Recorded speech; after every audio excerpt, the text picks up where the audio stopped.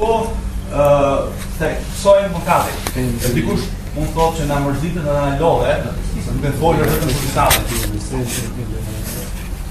Mbase mërzitur mbase se mund të jeni lodhur. Por e vërteta është që pa një të kuptuar të vërtet dhe real të mëkatit ton, ashtu siç e shikon Perëndia dhe ashtu siç thotë fjala e Perëndis, është shumë e vështirë që ne vërtet të ecim përpara si krishterë. Është vështirë vërtet të vlerësojmë dashurinë e Perëndis, dhe është shumë e vështirë të vlerësojmë çfarë Perëndia ka bërë për ne. Prandaj synimi në fakt në kohë që ne po shikojmë këtë letër është të fillohemi në të kuptuarin e gjendjes reale tonë pa Krishtin, pa Perëndin, pa shpëtimin e tij, në mënyrë që vërtet të vlerësojmë dashurinë e Perëndis, në vërtet që të vlerësojmë hirin e tij të madh, që pa të cilin ne nuk mund të jetojmë. Pra nuk është se ne në momentin e parë kemi nevojë për Krishtin dhe ditën tjetër ne mund të jetojmë pa Krishtin. Ne kemi nevojë çdo ditë për Krishtin dhe kjo është arsye kryesore pse ne shikojmë të letër. Fakt le ta hapim tek ose nëse keni hapur tashmë tek Romakëve kapitulli 3 vargjet 9 dhe 20 do të lexojmë shpejt.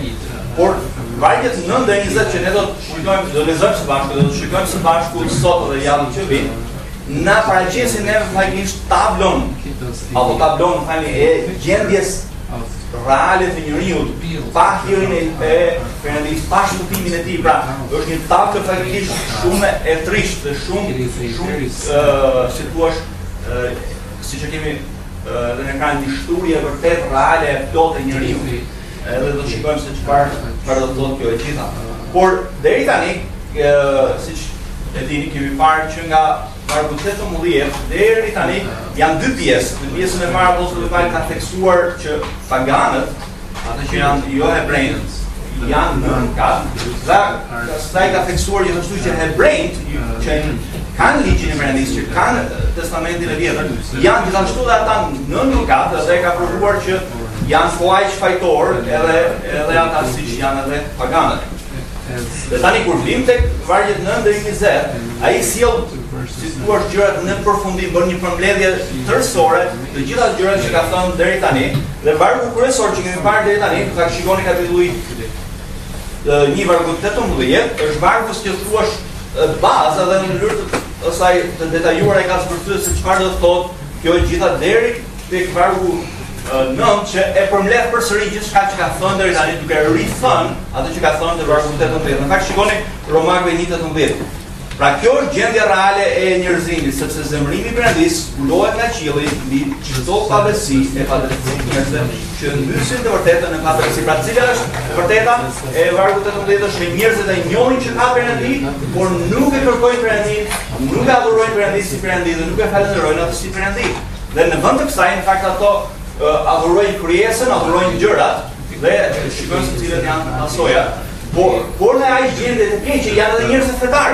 Njerëzit fetar mund ta mbajnë njerëzit vetëm në gjendje më të mirë dhe nuk e aprovojnë gjërat ose nuk bëjnë të njëjtat gjërat që bëjnë paganët, por njerëzit fetar janë po aq në gjendje të tillë sa që kanë njëkohësisht ata nevojë për Injillin. Por le të lexojmë së bashku Romakëve kapitulli 3, vargjet 9 dhe 20, një përmbledhje e mirë dhe detajuar. Pra çfarë mendon Perëndia për njerëzimin? Jo çfarë mendoni ju për veten tuaj, jo çfarë mendojnë njerëzit për veten e tyre. Ky është këndvështrimi i Perëndisë mbi njerëzimin, mbi gjendjen e njerëzimit. Ja shikoni Romakëve kapitulli 3 vargjet 9 dhe 20. E çfarë pra? A kemi ne ndonjë epërsi as pak? Sepse kemi treguar çfarë se si judejt ashtu dhe greket janë të gjithë çfarë? Në mëkat. Edhe e zbërthejmë tani në vargjet 10 dhe 20 duke na treguar se çdo thotë që njerëzit janë në mëkat, siç është shkruar, nuk ka asnjë të drejtë, as edhe një. Nuk ka asnjë që të kuptojë, nuk ka asnjë që të kërkojë Perëndin.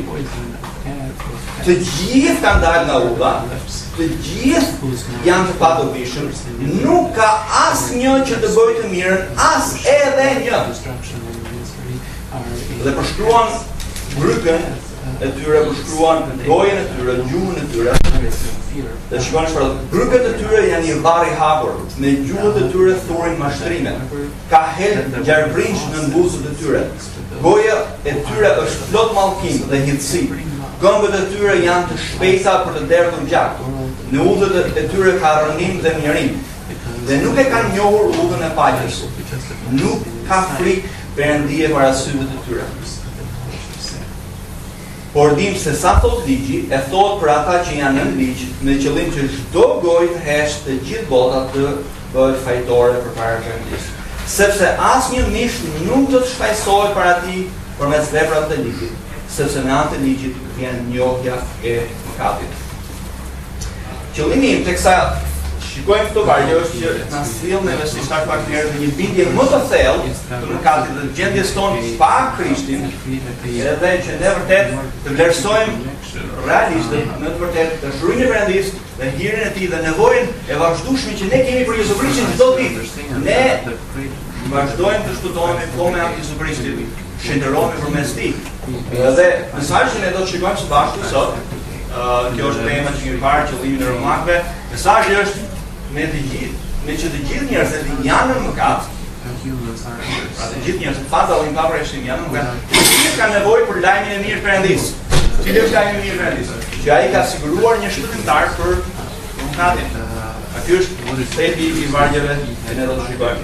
Dhe çfarë do të shikojmë së bashku janë 5 komponentë të gjendjes së njeriu që dëshmojnë, në fakt 5 komponentë që dëshmojnë nevojën që njeriu, çdo njeri ka nevojë për ungjillin. Vargu 9, si thua, është vargu kryesor që na thot në gjendjen në cilën është njeriu. Dhe vargu 10 deri në 20 na tregon ne si thua çfarë do thotë të jesh nën mëkat, edhe na flet neve për karakterin e njeriu, na flet për të folur e tij, na flet për veprimet e tij, shkakun për cilën ai vepron në këtë mënyrë, dhe në fund fare përfundimin që ai sjell të gjitha këto. Pra të gjitha këto na tregojnë në faktikisht nevojën që ka çdo njeri për ungjillin. Le të shikojmë si fillim fare, ne do të shikojmë vetëm gjendjen e njeriu sot.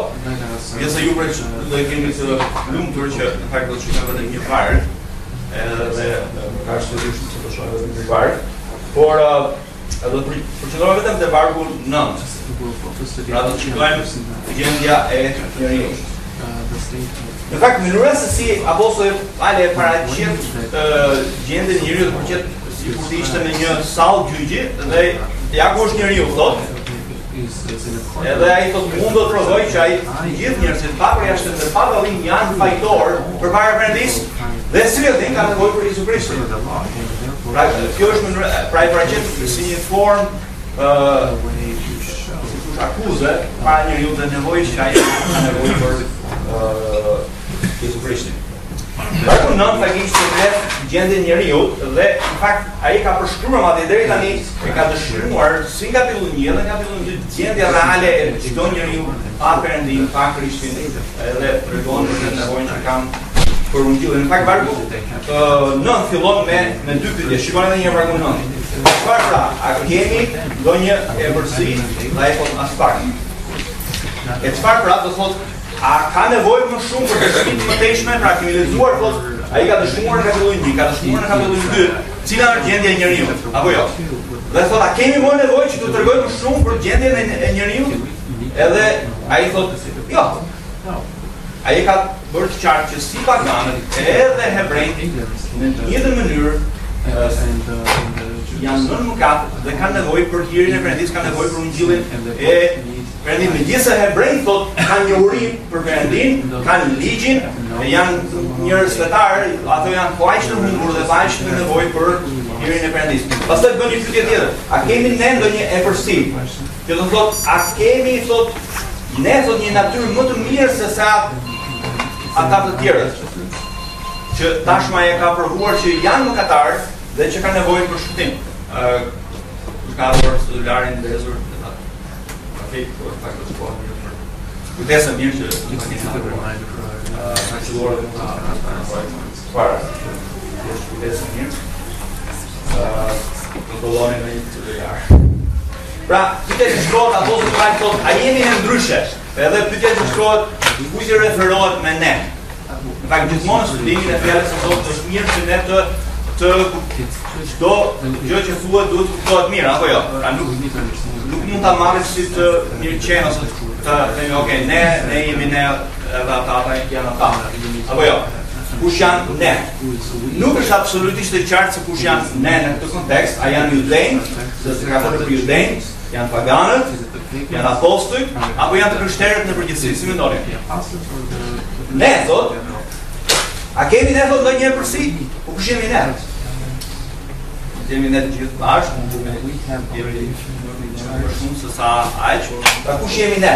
Nga të tre mundësit që përmend ose katër, më e përshtatshme nga konteksti nuk do t'i lodh praktikisht pse është ashtu, por nëse do një arsye më shumë, do të thoya që i referohet të gjithë krishterëve. A jemi ne si krishterë në vetveten tonë, pra në gjendjen në cilën ne jemi pa Krishtin, a jemi ne më të mirë se sa këta njerëz që janë përshkruar në kapitullin 2 dhe kapitullin 1? Pra si mendoni ju? Pyetje që kam bërë. A mendoni ju se ju jeni më të mirë se sa të supozojmë njerëzit për jashtë, apo a mendoni se ju jeni më mirë se sa ju më keq se ju mendoni? Apo do i bëj fotas pak? Dhe ai do të provojë në vonë pse? A jemi ne të shpëtuar, pra na ka shpëtuar në Perëndia sepse ne jemi njerëz të mirë? Na ka shpëtuar në Perëndia sepse sot kemi ardhur në kish? Faktikisht gabim se jemi në kish, por vjen ta ndryshoj. Në fakt kjo nuk është kisha. Kisha jemi ne, edhe ne kisha mblidhur të adhuruar Zotin.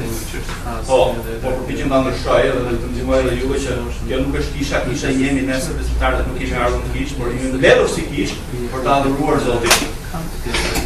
Por pyetja edhe një herë që shtrohet, a jemi shpëtuar ne sepse jemi më të mirë se ata që ne mendojmë se janë ata?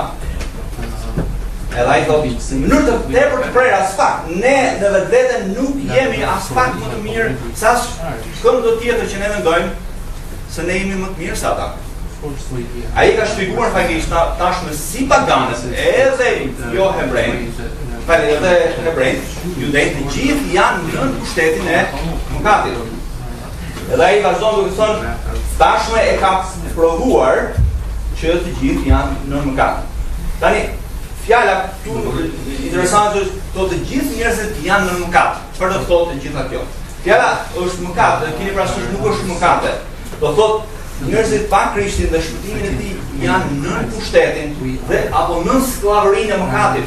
Jezusi thotë kush do të mëkaton është çfarë? Skllavë i mëkatit.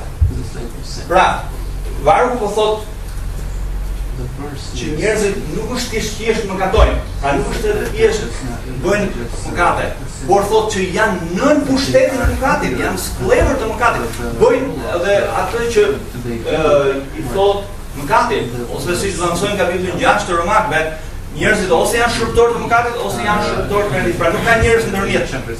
Ose shërbejmë mëkatit ose shërbejmë Perëndisë, pra nuk ka diçka të ndërmjetshme. I shërbejmë mëkatit për shkak se kjo është gjendja jonë në cilën jemi pa Krishtin dhe i shërbejmë Perëndisë nëse ne jemi shpëtuar me anë të mirit përmes Injilit.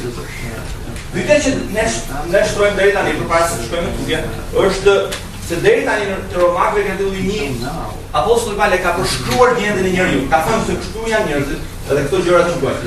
Por pyetja që ne nuk kemi bërë deri tani është kjo: pse njerëzit, megjithëse njerëzit e njohin Perëndin, e njohin të vërtetën, njerëzit përsëri nuk e kërkojnë Perëndin, nuk i bindën të vërtetës, pse ndysin të vërtetën në padrejtësi? Pse njerëzit në mënyrë të vazhdueshme përpiqen të largohen Perëndisë, jo t'i afrohen Perëndisë? Në fakt një autor tha kështu, ose dëgjoj shpesh herë, shumë njerëz thonë, po shiko, mamaja ime gjithmonë është lutur Zotit. Mamaja ime gjithmonë ka kërkuar Zotin. Mamaja ime është njëri i mirë. Është kërcil gabim. Mamaja nuk e ka kërkuar Zotin. Mamaja ka kërkuar bekimin, do ka kërkuar diçka për veten e saj. Nuk ka kërkuar Perëndin si qenie supreme, si qenie më të lartë për ta adhuruar dhe adhuruar atë si Perëndi vërtet. Pra nuk e ka kërkuar Perëndin, thjesht është lutur për veten e tij. Njeriu është egocentrik, në qendër të vetes, në qendër të gjithçkaje, mendon se ai dhe Perëndia duhet i shërbejë atij, gjithçka është për veten e tij. Pra, ju kuptojmë edhe një herë që problemi themelor i njeriu është që është në mëkat. Pse njerëzit e duan errësirën më shumë se sa dritën? Pse njerëzit duan gënjeshtër më shumë se sa të vërtetën? Pra, nuk e di, a keni vënë re ju që njerëzit më shumë preferojnë gënjeshtrën? Mbajmë edhe për prindërit e mi një herë ku prish ora qëllishme. Unë isha tip që i fut qatur se në çdo gjë, televizorit, radio, por i ditë prindërit su prish dhe ora. Edhe ato thanë, kur e ka prishur Genci? Edhe unë thash, jo, nuk e kam prishur. Jo, ti e ke prishur, që ato që të kushti, ti e ke prishur. Nuk donin të gjonin, të më thëmë që nuk e kam prishur, në gjitha një kisha reputacionin e keq. Por, çështja është që duke tendenca njerëzore është të mos përdesojmë të vërtet, pranojmë atë që na duket neve më e mirë. Pra, nuk na pëlqen e vërteta për veten tonë apo për realitetin apo për gjërat.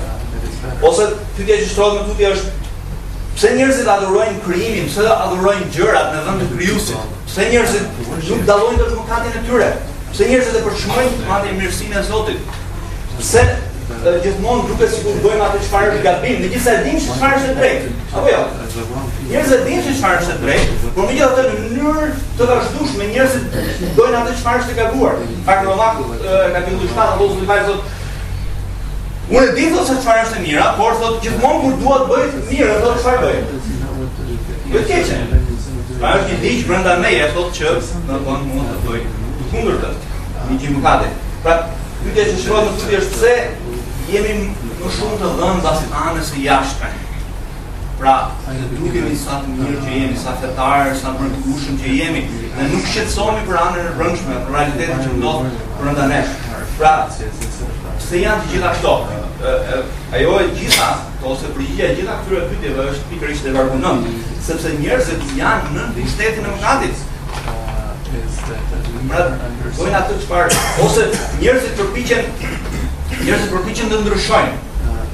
Më thoni ju sa herë ne jemi përpjekur, secili prej nesh.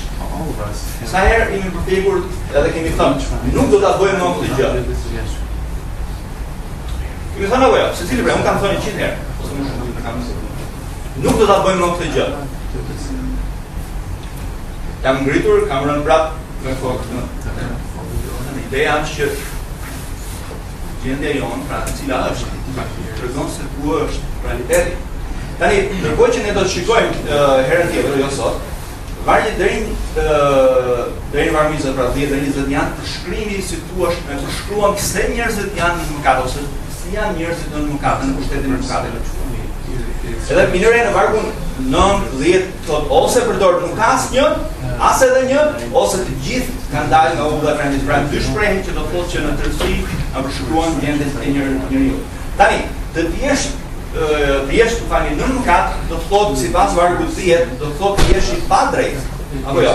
Ideja e padrejtisë është term që si thua përshkruan pozitën tonë. Pra nuk do thotë pra thjesht disa gjëra që ne bëjmë apo nuk bëjmë, por përshkruan gjendjen tonë tërësore, dhe përshkruan marrëdhënien tonë me Perëndin, dhe përshkruan marrëdhënien tonë me njerëzit e tjerë. Pra, ideja është këtu që ne kemi gabuar me Perëndin dhe kemi gabuar me njerëzit e tjerë. Ne kemi detyrim si ndaj Perëndis, ashtu dhe ndaj njerëzve të tjerë. Pra, njerëzit edhe Perëndia kanë diçka kundra nesh. Tani, dikush mund të lexojë të gjithë këto vargje dhe unë shpresoj që e keni lexuar bashkë me mua dhe mund të thotë që këto vargje nuk më përshkruajnë mua. A ju thonë që as kapitulli 1, as kapitulli 2, as kapitulli 3 nuk më përshkruajnë mua. A unë nuk jam një njeri i tillë. Unë nuk kam një karakter të tillë, unë nuk flas në atë mënyrë dhe unë nuk veproj në atë mënyrë. Kush mund të thotë? Edhe ai thot as unë se gjej kurkun veten në asnjë nga këto listat që ti përmend. Tani, keni parasysh këtë gjë që Apostulli Paul nuk po thotë që çdo mëkatar kryen do si thua mëkat të gjithë kohën ose kryen këto mëkate të gjithë kohën. Tani të gjithë kohën. Edhe le ta shpjegojmë më tepër këtë. Ai po thotë që çfarë ai po thotë është para e mëkatit. Para e mëkatit është brenda zemrës tonë. Edhe pa çka se Perëndia në hirin e tij na pengon neve. Ne harrojmë sikur njerëzit shpesh mendojnë sikur njerëzit janë sovran, dhe njerëzit jetojnë në botë dhe nuk bëjnë çfarë do duan aty dhe Perëndia është kënd kryqë dhe nuk bën asgjë. E vërteta është që Perëndia në mirësinë e tij Perëndia në hirën e tij që quhet hiri i përbashkët, një term që përdoren të hebrejtë, është që ai na pengon neve. Fakti që Perëndia nuk ka lejuar që ne të bijmë në të njëjtën mëkate që kanë rënë shumë njerëz në tillë, nuk do thotë që ne jemi më të mirë se sa ata, po ai po thotë që farat e mëkatit, pra ato çfarë i përmend këtu, qoftë urrëtia, qoftë vrasja, qoftë të gjitha këto janë brenda zemrave tona. Këto ai po thotë. Pra pyetja që shtrohet, a jemi ne aq të këqij sa mund të jemi? A mund të jemi pra me fjalë të tjera më të këqij se sa jemi tani? Po mund të jemi. Perëndia është ai që na ka penguar. Mani mend që ka një shtet, mani mend që ka prindër, mani mend që ka frikën nga njerëzit të tjerë, ka shumë gjëra që Perëndia ka vënë si prit që ne të mos shfaqim natyrën tonë reale dhe vërtet mëkatare. Apo jo? Edhe pyetja që shtrohet, një pyetje shumë të thjeshtë. Vëllezër, nuk po përpiqem as të kem një frymëzë nëse ndaj ju, as nuk përpiqem të flas një predikues i çmendur që do të thotë besimtarëve që ose do t'i mbajnë në këtë shtypur. Jo, po përpiqem të kuptojmë realisht gjendjen e secilit prej nesh. Pra pyetja që unë kam është shumë e thjeshtë. A pretendoni ju se jeni më i mirë për shembull se Enver Hoxha? A pretendoni ju se jeni më i mirë se Stalini? Apo pretendoni ju për shembull se jeni më i mirë se Hitleri? Unë nuk pretendoj. Ne mund të mos kemi kryer aq mëkate sa ata kanë kryer, por kjo nuk na bën neve më të mirë se sa ata në thelb, nga natyra po flas.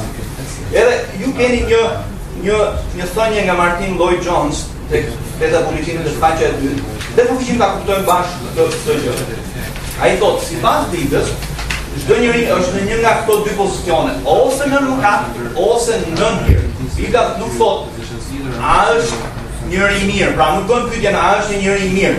Bibla nuk pyet nëse ai bën të mira apo është njëri i respektuar. Bibla nuk bën pyetje të tilla as pak. Bibla thotë çdo njeri është ose në mëkat, ose në hir. Edhe ne shpeshherë fokusohemi tek gjërat e jashtme, ne fokusohemi tek gjërat të caktuara, por harrojmë domethënë që cila është gjendja reale. Edhe autori thotë, për shembull, shkon në një vend të huaj, nuk të pyesin çfarë ngjyre kanë flokët, nuk të pyesin se çfarë ngjyre kanë syt apo gjërat, por ai thotë nga çfarë vendi je. Thotë nga Vjena, je nga ky vend apo je nga një vend tjetër. Pra edhe çështja e mëkatit është a jemi në mëkat apo jemi në hir. Kjo është gjithë çështja. Tani, le të përpiqemi ta kuptojmë më mirë këtë.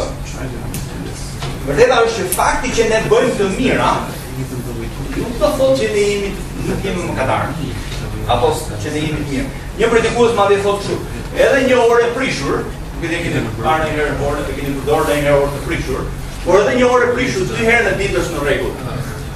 Si mendon? Po ta shikosh ato momentin e duhur, kanë ngel orën 12, orën 12 në rregull, orën 12. Apo jo. Kur vjen prapë 12 natës, shikon përsëri orën 12, ora është saktë. Apo jo. Por ora është e prishur. Pra fakti që ne bëjmë gjëra të mira nuk do të thotë që ne jemi të mira apo nuk jemi në mëkat. Dhe apostoli Paul në fakt bën si thua që nuk e di sa manice ose sa domethënë shtancë është për ju, por në fakt historia e tij është vërtet shtancë. Ai ka provuar që në tërësi, si kapitulli 1 dhe kapitulli 2 na ka dëshmuar që njerëzit tërësisht janë në mëkat, të gjithë janë njësoj. Pa përjashtim dhe pa dallim. Por le të përpiqemi të kuptojmë dallimin. Tani edhe një duhet të sqaroj këtë gjë që mos më kuptoj ti. Kjo nuk do thotë që çdo njeri mëkaton në një mënyrë siç mëkatojnë gjithë njerëzit e tjerë apo çdo mëkatar është një lloj janë të gjithë si thua mëkatar në ana praktike njësoj. Në fakt nuk është kështu. Le të përpiqemi ta kuptojmë këtë. Nga natyra, nga gjendja jonë, ne të gjithë jemi mëkatarë dhe nën mëkat, por jo nga ana praktike nuk jemi njësoj. Edhe le të jap një ilustrim, para se të jap disa ilustrime të tjera. Veri një pemë tegër. Ose 2 pemë tegra. Një pemë e egër, për shembull, sa rritet në maj të një mali, edhe janë në kushte shumë ndryshtira, edhe ai nuk prodhon shumë fruta të tegra, apo jo. Po keni edhe një pemë tegër që është mbjellë në një vend të mirë gjitha dhe prodhon shumë fruta të egra. Tani mund të themi që pema egër që është në majtë malit është më pak e egër se sa kjo që prodhon më shumë fruta të egra? Ja, të dyja janë të egra. Thjesht njëra ka prodhuar më shumë frutë se sa tjetra, thjesht kushtet janë ato që kanë mësuar njëra të prodhojnë më shumë fruta të egra. Por le të imagjinoni edhe një situatë tjetër. Imagjinoni dy njerëz që janë të vrarë. Njëri ka vdekur nga pickimi, të supozojmë një mushkënje, po themi, dhe skret pa pritur në gjumë. Tjetrin e ka sakatuar një luan dhe ka shkruar fare. Por a mund themi se ky person që është pickuar nga për shembull nga mushkënja, mushkënja vepruese, a mund themi që ky është më pak i vdekur se sa ai që ka sakatuar luanin? Ja, vdekur. Pra nuk mund themi që njëri është më i vdekur se sa tjetri. Edhe, pra nuk ka nivele vdekje. Kur jenë nën mëkat, do të thotë që pavarësisht se çfarë ana praktike, nuk tregon domethënë që një ti je më pak mëkatar se sa tjetri, sepse thjesht në ana praktike nuk e bërë të njëjtat gjëra se ka bërë tjetri. Ose imagjinoni tre persona që përpiqen të shkojnë me not për shembull në Japoni. Njëri nuk noton shumë dhe mbas 100 metrash mbytet. Pastaj një notar tjetër, mesatar, noton çik më mirë, ai shkon mbas 10 kilometra. 100 metra mbas është pak, po le të thënë i pari ka shkuar 1 kilometër, 1 kilometër, i dyti ka bërë 10 kilometra. Pastaj nga ana tjetër një kampion noti, që është nga kampionët e fuqishëm. Ai noton shumë mirë se notarët e tjerë, por mbas 40 kilometrash edhe ai mbytet apo jo. Mbytet që shtrohet, ai që është më i fortë, si thua, 5000 herë, a mund themi që ky është më pak i mbytur se sa ai i pari dhe i dyti? Jo, të gjithë janë të mbytur njësoj. Pra, në të njëjtën mënyrë, edhe një herë të them këtë gjë, që një njeri fetar mund të ketë besim se është njeri i mirë. Edhe mund të mendoj se është më i mirë se sa njerëzit e tjerë, për shembull, sa paganët apo se dikush tjetër. Por asnjëri prej tyre, si thua, nuk besonte Perëndia për shpëtimin e tij. Pra, qoftë fetari, qoftë edhe pagani, të dy nuk mbështeten tek Perëndia, pavarësisht se çfarë bën njëri dhe çfarë bën tjetri. Të dy janë në mëkat. Një fetar mund të jetë më i mirë nga ana morale, por as ata dhe as paganët nuk janë më pak i ndryshëm se sa ai për shkak se si thua gjendja e tyre më e rëndë se gjendja e fetarit. Kështu që edhe një herë, të gjithë janë të humbur, të gjithë janë në mëkat, të dënuar si thua në mëkat. Të gjithë janë në pushtetin e mëkatit. Pra kjo është thelbi që apostulli Paul përshkruan në vargun 9, që si thua është kreu, dhe ose ne shikojmë vargun 10 dhe 20, që na tregon më qartë, përshkruan se çfarë do thotë ti jesh në pushtetin e mëkatit. Por keni parasysh këtë gjë që Bibla kur përshkruan njeriu nën mëkat, do thotë që mëkati ka ndikuar tek menduarit ton, mëkati ka ndikuar te dëshirat, te vullneti, te motivet dhe veprimet, është si thua, si ai helmi që ose si një gjë e turbull që sa ta hedhësh në një ujë, në një gotë me ujë, menjëherë merr ngjyrë, ose turbullohet ose helmohet i gjithë uji. Kështu është edhe një mëkati, është si një diçka vdekjeprurse që ka prekur tërë njeriu në tërësi. Edhe njeriu vërtet është që nuk mendon më drejt, pra kur Bibla thotë që njeriu është në pushtetin e mëkatit, thotë që nuk mendon më drejt siç duhet, nuk mendon drejt në marrëdhënie me Perëndin, nuk mendon drejt për veten e tij, nuk mendon drejt për jetën e tërësi, nuk mendon drejt. Pra, ne për shembull jemi shumë të mirë nga ana matematikore, të supozojmë, ana biologjisë apo në shumë drejtime të tjera. Kemi aftësinë shumë të mirë, por kur vjen puna tek ana morale, tek ana e dalluarit se çfarë është e drejtë dhe çfarë është e gabuar, megjithëse ne e dallojmë, por në thelb zgjedhëm të kundërtën. Pra, menduari ton është i prishur, është tërësisht nën pushtetin e mëkatit, ose mund të marrim dëshirat, mund të marrim vullnetin, mund të marrim në tërësi njeriu është i prekur në tërësi nga mëkati. Pra, ideja është këtu që të jesh në mëkat, do thotë që të jesh nën kontrollin dhe nën pushtetin e mëkatit, siç thuhet, shkojmë pak në Romakëve 8:5, do të shkojmë pak përpara te Romakëve 8:5.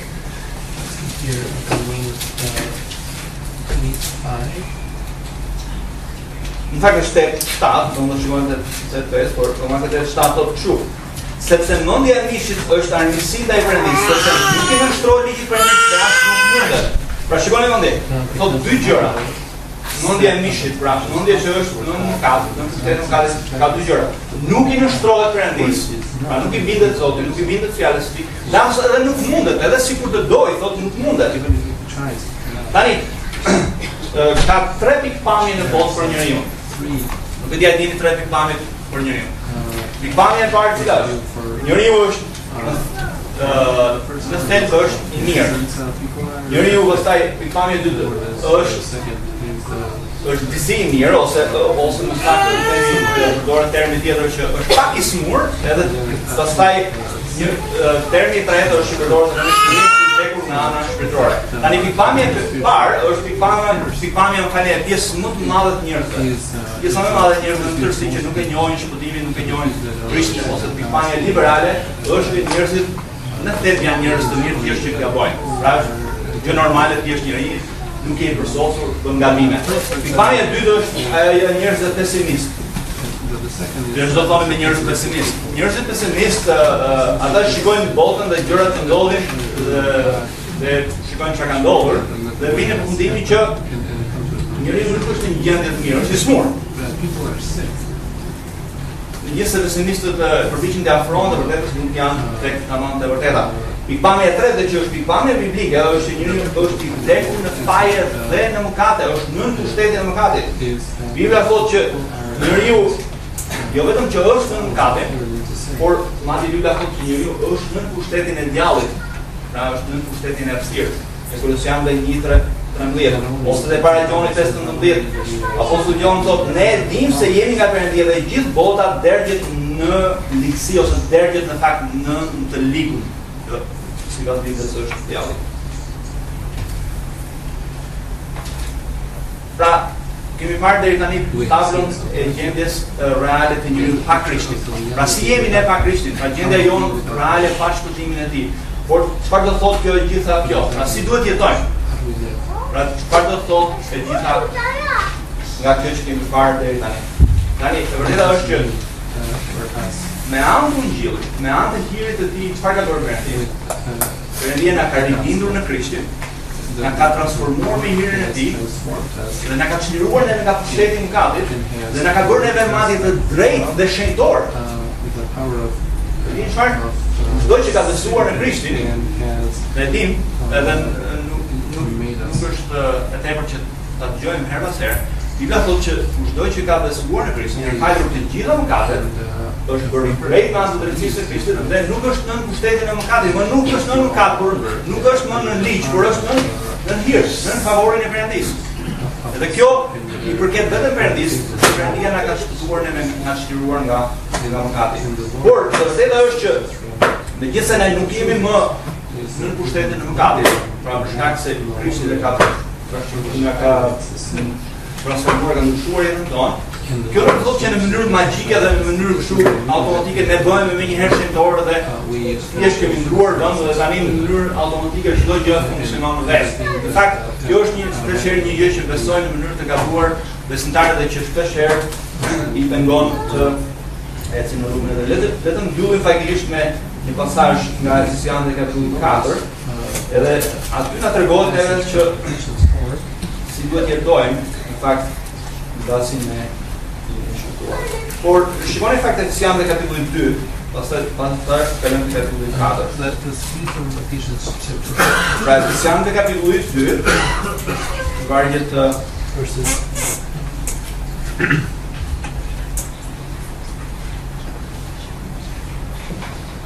një deri në 6. Ose madje shumë deri në 7. Thotë, a ju dha jetë edhe ju, thotë që ishit të vdekur thotë në shkelje dhe në mëkate, në cilat keni ecur dikur sipas ecjes së kësaj bote, sipas kryes së pushtetit ajrit, sipas frymës që vepron tani në ditën e mosmitjes, në mes të cilëve edhe ne dikur jetonim nga fëmijë e mishit tonë, duke besuar vullnetet e mishit dhe të mendjes dhe ishin prej natyrës mbi zemërimit, si edhe të tjerë. Pra mire, vargu 1 deri në 3 përshkruan gjendjen tonë para se Perëndia të na jetë të jetë. Të ishte të vdekur në shkelje dhe mëkat ose në fajë dhe mëkate. Edhe vargjet 2 deri në 3 përshkruan si ishim ne, por shikoni vargjet 4 deri në 7. Pra shikoni mrekullinë e hirit Perëndis. Vëllezër e motra, vërtet gjendja e njeriu nën mëkat është e tmerrshme dhe është e famshme. Njeriu nuk mund të bëjë asgjë të dalë nga gjendja e tij. Si ka thonë, çfarë mund të bëjë njeriu i vdekur që të ngjallet? Nuk mund të bëjë asgjë. Sado mund të nuk mund të bëjë asgjë. Pra sado që ne mund të përfitojmë që njerëz mund të bëjnë diçka, vërteta është që nuk mund të bëjmë asgjë për të ndryshuar gjendjen tonë në mëkat. Por e vetmi që mund të na ndryshojë neve është hiri i Perëndis dhe fuqia e Perëndis. Vëllezër e motra, duhet të tërheq pak mendjen. Lutem, joni pak mendjen sepse ne duhet të kemi mendjen, pra nuk është çështja vetëm mëkat, por të kuptojmë edhe fuqinë e Perëndis. Kuptojmë mëshirën dhe hirin e madh të Perëndis. E njëjta fuqi, vëllezër e motra, e njëjta fuqi që ringjalli Jezu Krishtin nga të vdekurit. Është e njëjta fuqi që duhet të transformojë një njeri ta shndrojë atë nga nën mëkat në hirin e Perëndis. Pra gjendja jonë është aq e tillë, sa vetëm fuqia e Perëndis mund të na nxjerrë neve nga ajo gjendje. Pra nuk ka asnjë fuqi pushtet tjetër përveç pushtetit Perëndis. Shikoni vargjet 4 deri në 7. Por Perëndia thotë që është i pasur në mëshirë, për shkak të dashurisë së tij të madhe në cilën na deshi.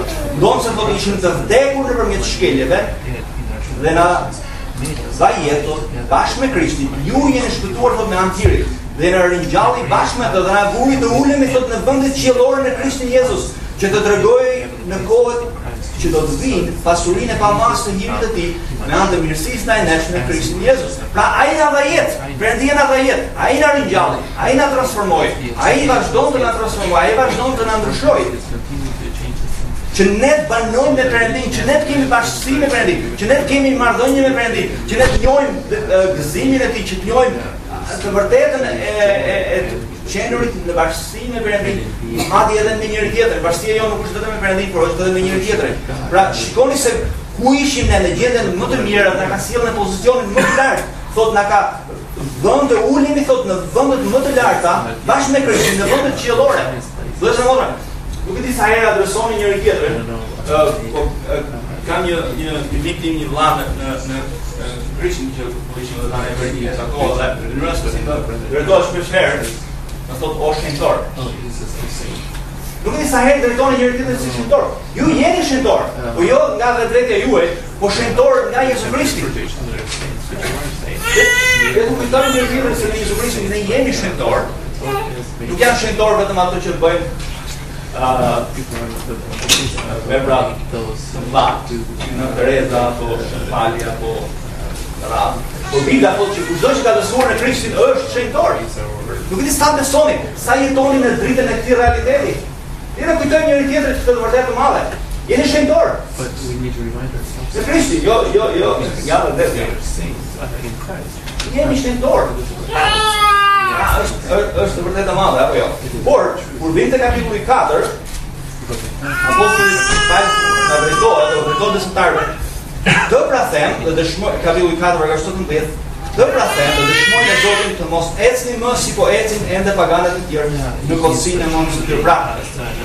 Vërteta është që mbasi ne shpëtuar nuk jetojmë më siç kemi jetuar përpara, sepse nuk jemi në mëkat, por jemi në hirin e Perëndis. Edhe na tregon pastaj në tërsi nga aty deri në fund të kapitullit, madje edhe kapitullin 5, në tregon si duhet të jetojmë, çfarë duhet të heqim dhe çfarë duhet të veshim. Pra duhet të veshim njeriu e vjetër dhe të veshim njeriu e ri. Pra vëllezër më, çfarë duhet të kuptojmë është që megjithëse ne jemi shenjtor në pozicionin tonë, praktikisht nuk jemi shenjtor, por Perëndia është duke punuar në jetën tonë që të na shenjtorojë, na bëjë në Jezu Krishtit në përputhje me pozicionin që ne kemi, por kjo nuk kupton që ne heqim njeriu e vjetër dhe veshim njeriu e ri. Çfarë thotë kjo? Do thotë që ne, për shembull, unë jam shtuar kur kam qenë 20-21 vjeç. Po për 20-21 vjeç e theksova edhe një herë që unë kam mësuar të jetoj në një mënyrë të caktuar, apo jo? Edhe nuk ndryshohet me njëherë. Në rrethana të caktuar në një moment janë prirur të bëjë të njëjtën gjë, por hiri i Perëndisë është ai që më mëson të mos jetoj më si kam jetuar, por përmes fjalës së Perëndisë që më transformon jetën time, përmes hirit të tij, përmes frymës së tij që vepron në mua, vepron në ju, ai na ndryshon, ai na transformon. Pra nuk është e lehtë ai ndryshimi si thua, megjithëse ne jemi ndryshuar pozicion në timin në mëkat, jemi në mirë Perëndisë. Ndryshimi nuk ndodh në mënyrë magjike, në një hershme, apo jo? Nuk e di keni parë, kam treguar edhe disa herë një film interesant për film. Por është një ilustrim shumë e mirë. Është filmi Hirushja, nuk e di keni parë filmin Hirushja, ju që keni prindër do të keni parë. Stasin në filmin. Por është edhe për tryt. Është edhe për tryt. Te filmi Hirushja, një nga ato anët e famshme e kthen një mi në njëri. Edhe e çuditshme është që miu pasi bër njëri, ai është duke ecur në rrugë, por ka frikë nga macet. Ai njëri, ka është të ke frikë nga macet. Ka frikë nga karrocat, ka frikë nga shumë gjëra që edhe ai po jeton sikur akoma ishte fëmijë, pra nuk e kupton realitetin që ndryshimin që ka ndodhur, që është njëri. Edhe ne, megjithëse Perëndia na ka transformuar neve nga nën mëkat, edhe në atë mënyrën e jetesës që kemi përpara, ne kanë transformuar në hirin e Perëndisë. Ne akoma jetojmë sikur jemi në realitetin e vjetër dhe jo në realitetin e ri, që ne kemi hirin e Perëndisë, kemi fuqinë e Perëndisë, kemi Krishtin që është shpëtitari që na transformon. Perëndia ka dhënë fjalën dhe ka gjetur gjithçka që na duhet për të jetuar një jetë të shenjtë. Pra nuk ka asnjë arsye pse të jetojmë më siç kemi jetuar më përpara. Nuk jemi më në mëkat, kemi hirin e Perëndisë. E gjithë fuqia dhe hiri i Perëndisë është i vlefshëm për ne për të jetuar një jetë të shenjtë. Pra asnjëri nga ne nuk mund të thotë që unë shikoj se nuk mund të jetoj ashtu siç Perëndia do. Pse? Nuk është e mundur se Perëndia na ka dhënë gjithçka që na duhet për të jetuar një jetë të shenjtë. Pra, çfarë kemi ndërtuar është që Perëndia në hirin e tij të madh na ka transformuar, na ka sjellë nga në mëkat në hirin e tij. Dhe le të jetojmë si të lirë, si transformuar dhe vazhdimisht të mbajmë sytë e Krishtit. Vëllezër dhe motra, ne dëshirojmë ju që mund të jeni të mundur nga mëkati. Mbase ju jeni përpjekur fort në vetën tuaj, në mënyrën tuaj për të ndryshuar, për të sjellë ndryshime. Por mbase nuk keni parë te Krishti, shko hapni zemrën Krishtit. Tregoni se çfarë ju po përjeton. Tregoni se çfarë po ndodh në jetën. Dhe ai do t'ju transformojë jetën tuaj. Hiri i tij është më se i mjaftueshëm, ai njëjti hir që shpëton njerëzit nga mëkat. Dhe vendosur në hirin e tij është i njëjti hir që na jep mundëson edhe çdo ditë për të jetuar sipas fjalës së Perëndisë. A le të shikojmë te Krishti, mos shikoni te vetja. Është dorë thanë çdo gjë është caktuar që ne të jetojmë për Perëndin, për lagjen e Perëndisë, për të jetuar në një mënyrë që është e përshtatshme për ne si krishterë, si shenjtori. Prandaj shikoni te Krishti, shikoni te autori dhe fundësi i shpëtimit tonë.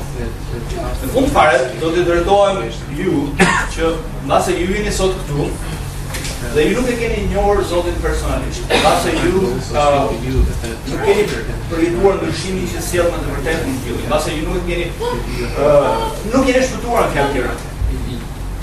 Ajo çfarë ju duhet kuptoni është që sipas vargu, jo sipas asaj që them unë, se që kemi parë është që ju jeni në pushtetin e mëkatit. Sado që ju mund të bëni gjëra të mira apo mund të bëni gjëra të mira apo mund ndoni se jeni një mirë, por sipas Biblës, nëse ju nuk keni besuar në Krishtin, pra nuk keni vendosur besimin te Krishti, pra nuk mbështeteni tek ai për shpëtimin tuaj, për marrëdhënien tuaj me Perëndin, ju jeni akoma në pushtetin e mëkatit. Edhe në fakt këto nuk do t'ju kaloj tek buletini, në faqja e dytë e keni Ungjillin me pak fjalë dhe ju mund të shikoni aty se çfarë na tregon, çfarë i tregon Perëndia për gjendjen tuaj, çfarë ka bërë Perëndia për ju dhe çfarë ju duhet të bëni për të shpëtuar. Pra këto 1, 2, 3, 4, 5 pika mund të lexoni ju vetë. Edhe unë do t'ju inkurajoj, do të nxjisja që vëllezër motra meditoni nga atë pjesën e dytë që është tek buletini. Pra, predikoni Ungjillin vetes, predikoni Ungjillin edhe të tjerë.